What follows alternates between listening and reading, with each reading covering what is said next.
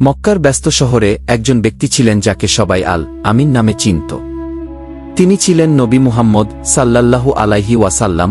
তার সততা এবং বুদ্ধিমত্তার জন্য বিখ্যাত। মক্কার মানুষরা তার উপর পরম বিশ্বাস রাখত।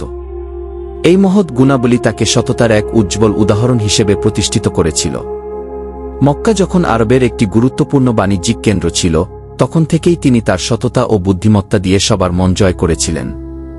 মরুভূমির মাঝে তাকে দেখা যেত সত্যের পথপ্রদর্শক হিসেবে। এই শহরে তার অবস্থান ছিল নির্ভরযোগ্যতার প্রতীক। এই ভিডিওর শুরুতেই আমরা জানব কিভাবে নবী মুহাম্মদ সাল্লাল্লাহু আলাইহি ওয়াসাল্লাম আল আমিন নামে পরিচিত হয়েছিলেন। এরপর আমরা তার ধ্যানমগ্ন যাত্রার দিকে যাব, যেখানে তিনি হেরা গুহায় আল্লাহর সঙ্গে সংযোগ স্থাপন করতেন। আসুন আমরা এই ঐতিহাসিক যাত্রায় অংশ নিই, যেখানে প্রজ্ঞা এবং সততার আলোকে নবী মুহাম্মদ সাল্লাল্লাহু আলাইহি ওয়াসাল্লাম আমাদের পথ দেখিয়েছেন। শান্তি ও আলোকপ্রাপ্তির খোঁজে মহানবী মুহাম্মদ সাল্লাল্লাহু আলাইহি ওয়াসাল্লাম প্রায়ই হেরা গুহায় আশ্রয় নিতেন। এটি ছিল নির্জনতা ও ধ্যানের স্থান, যেখানে তিনি আত্মিক শান্তি খুঁজতেন। গুহার চারপাশে পাহাড়ের মাঝে বিরাজমান ছিল এক অদ্ভুত প্রশান্তি।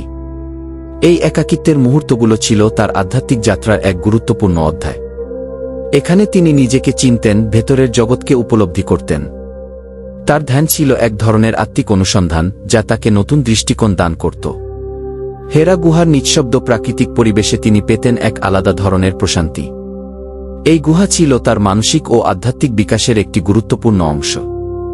একাকিত্বে তিনি আবিষ্কার করতেন নিজের ভেতরকার শক্তি, যা পরবর্তীতে তার নবুয়তের সূচনা ঘটায়। এই নির্জনতার আহ্বান তাকে নিয়ে যায় এমন এক পথে, যা মানবজাতির জন্য একটি মহান বার্তা বহন করে আনে। পরবর্তী অধ্যায়ে মহানবী মুহাম্মদ সাল্লাল্লাহু আলাইহি ওয়াসাল্লাম এই গুহাতেই প্রথম বার্তা লাভ করেন, যা তাকে একটি নতুন যাত্রাপথের দিকে পরিচালিত করে। কুহু গুহায় গভীর ধ্যানমগ্ন মুহাম্মদ সাল্লাল্লাহু আলাইহি ওয়াসাল্লাম। সেখানেই ঘটে তার জীবনের এক বিরাট পরিবর্তন। এক নির্জন রাত্রিতে গুহার গভীরে প্রকাশিত হয় আসমানি দূত জিব্রাইল। মুহাম্মদ সাল্লাল্লাহু আলাইহি ওয়াসাল্লাম এর প্রথম সাক্ষাৎ তার হৃদয়ে জাগে ভয় এবং বিস্ময়। এই অভিজ্ঞতা যেন এক নতুন অধ্যায়ের সূচনা করল। জিব্রাইলের মাধ্যমে প্রাপ্ত প্রথম প্রকাশনা মুহাম্মদ সাল্লাল্লাহু আলাইহি ওয়াসাল্লাম এর জীবনকে নতুন অর্থে পূর্ণ করল। তিনি বুঝতে পারলেন যে এই বার্তা মানবজাতির জন্য এক বিশাল দায়িত্ব। এই মুহূর্তটি ছিল তার প্রেরণার উৎস, যা তাকে নতুন দৃষ্টিকোণে জীবনকে দেখার সুযোগ করে দিল।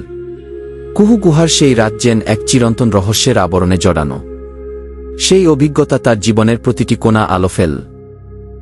এই পর্বটি আমাদের জানায় যে আল্লাহর বার্তা নিয়ে আসা ছিল এক অভূতপূর্ব অভিজ্ঞতা, যা মুহাম্মদ সাল্লাল্লাহু আলাইহি ওয়াসাল্লাম কে প্রেরণা ও শক্তি দিয়েছিল।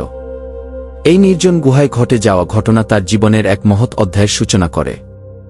এরপর মুহাম্মদ সাল্লাল্লাহু আলাইহি ওয়াসাল্লাম দ্রুত ছুটে যান বিবি খাদিজার কাছে, যিনি তার সমর্থন এবং সান্ত্বনা দিয়ে তাকে এই নতুন দায়িত্ব পালনে সাহস যোগান। গুহা থেকে ফিরে আসার পর নবী মুহাম্মদ সাল্লাল্লাহু আলাইহি ওয়াসাল্লাম প্রথমেই খুঁজে পান বিবি খাদিজার সাহচর্য। তার অভিজ্ঞতা এবং উদ্বেগের কথা বিবি খাদিজার সঙ্গে শেয়ার করেন। বিবি খাদিজা ছিলেন তার জন্য এক অটল সমর্থন এবং শান্তির উৎস।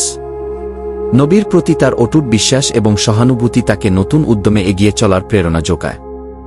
বিবি খাদিজা, যিনি ছিলেন নবী মুহাম্মদের প্রথম স্ত্রী, তার প্রতি যে বিশ্বাস এবং সমর্থন প্রদান করেছিলেন, তা নবীজির আত্মবিশ্বাস এবং দৃষ্টিভঙ্গিকে আরও শক্তিশালী করেছিল।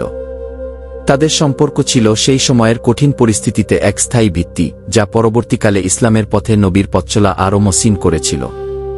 এই অধ্যায়টি আমাদের স্মরণ করিয়ে দেয় যে যেকোনো মহৎ কাজের পেছনে থাকতে হয় একজন সমর্থকের, একজন বিশ্বাসীর। নবী মুহাম্মদ সাল্লাল্লাহু আলাইহি ওয়াসাল্লাম এবং বিবি খাদিজার মধ্যে এই সম্পর্ক শুধু তাদের দুজনের মধ্যেই সীমাবদ্ধ ছিল না, এবং এইভাবেই শেষ হয় আমাদের এই কাহিনী, যেখানে আমরা দেখেছি কিভাবে এক দম্পতির মনের গভীরে থাকা বিশ্বাস এবং সহানুভূতি একটি ধর্মের ভিত্তি স্থাপন করেছে।